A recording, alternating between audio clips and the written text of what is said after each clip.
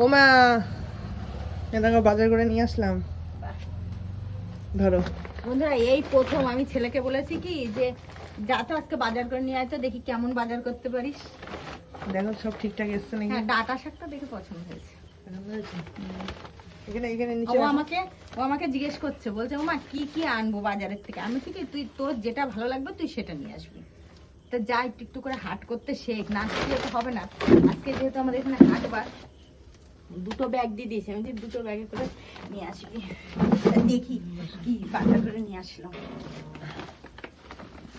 দেখ, আমি বলেছি কাটোয়ার ডাটা নিয়ে আসবি। লাল লাল দেখে বললাম, লাল হ্যাঁ, লাল দেখে নিয়ে এসেছি। ও তো চেনেও না সেইভাবে কোনো সবজি। আমি বললাম কি যে এরকম দেখবি ডাটার গোড়াগুলো একটু লাল লাল হবে, সেগুলো কাটোয়ার ডাটা।